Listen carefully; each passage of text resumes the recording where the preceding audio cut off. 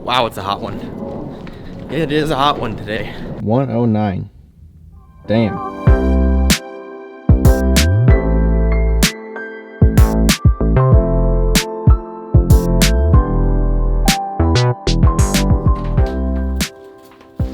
Today I want to talk about business and like the struggles of owning and running a business by yourself.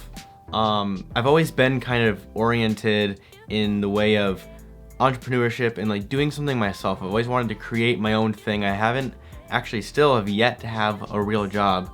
My dad owns his own company, my mom owns her own company, so I guess naturally that's where I want to be, is owning my own company. Even back in middle school, I would sell like those little silly bands. I don't know if you guys remember those. They were like little shaped rubber bands that people would wear. I'd sell those for like 25 cents a piece. I'd sell like soda in middle school. But in high school was where I got my first taste of like real business. Hold on one second.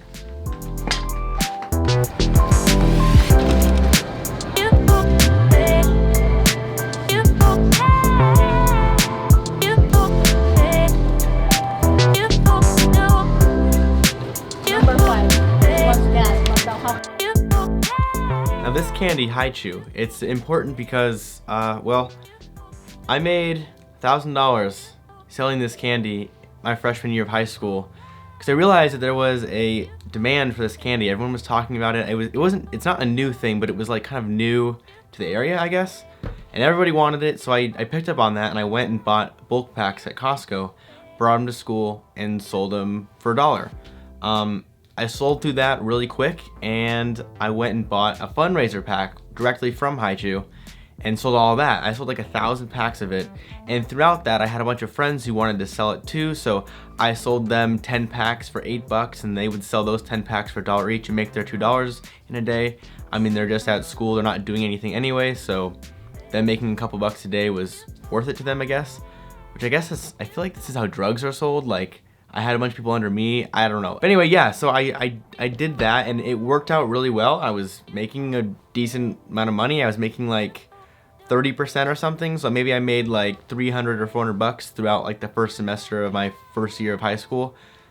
And then the deans like shut that whole thing down. They did not want me doing that, so I got in trouble. But anyways, that's my first experience like actually like selling things. And then from there, I worked on my photography and videography, and I created that whole business, and I've been doing that for 5 or 6 years or something like that. And I've been doing photo work and video work for clients and stuff, and that's been an actual real business, like way more full scale than selling some candy at school. Like I have real clients and I do a lot of work. I just did a couple shoots for Burger King and Tim Hortons back in November. That was a really good time. That company's been bigger clients that I don't have to talk to as much, that's service-based instead of retail-based. So now MBoards is a whole new thing I've never done before really, except for selling candy, but there wasn't really much to that. But now I'm discovering that my business is kind of growing quicker than I imagined. Much quicker than I imagined, actually. So communicating with clients and customers isn't new to me. Obviously, like with photo and video work, I'm scheduling, I'm sending people digital photos and videos or whatever that they've hired me to do, making revisions, all that kind of thing, billing, you know, all the normal business stuff. But I think I have such an easy time with that with my media company because I have only a few clients. Obviously my calendar's not completely booked, so once in a while I'll do a job, and that's really that. The biggest thing that's different for me, the retail thing's not that hard. The shipping and packaging isn't hard. It's the mass amounts of questions, whether it's just simple YouTube video questions or like, hey, how did you do this kind of thing question in the, in a tutorial, or like, hey, where's my order kind of question. And sorting all of those things out is very difficult for me so far.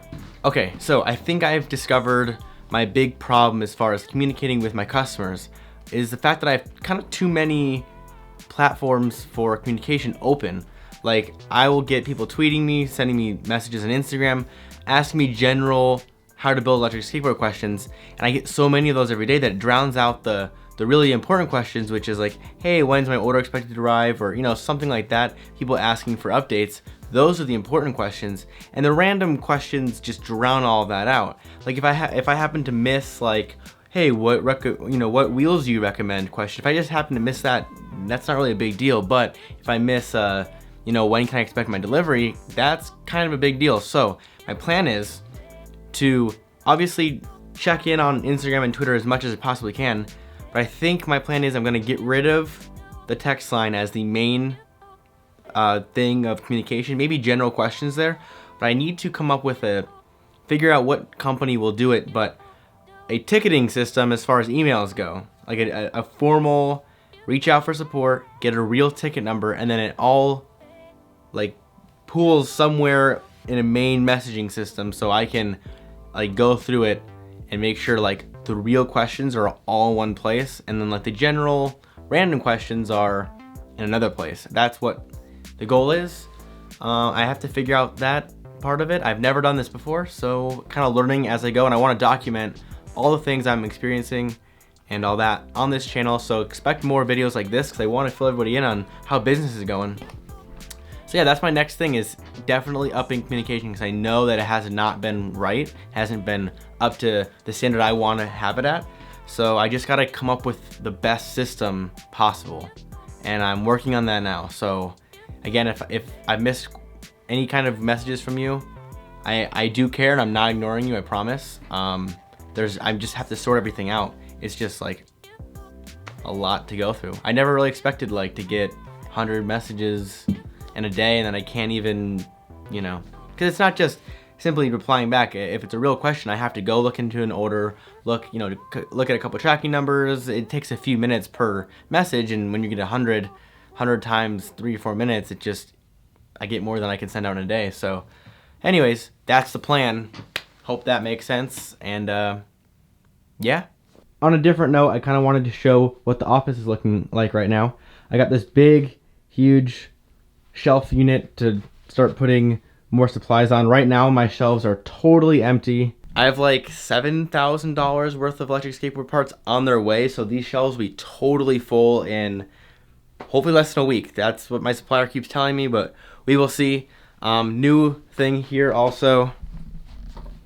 This whole rack for like smaller stuff, so like all my power switches are right here, battery percentage indicators, all that kind of stuff.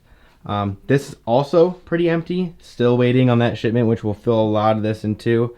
So yeah, there's that. And the two main areas of my office that need a lot of work is my workbench, which is a disaster, and my shipping table, which is kind of a disaster as well. It is not very uncommon for me to be the last person in the office. I am the last one here a lot of times because I work many hours as I possibly can.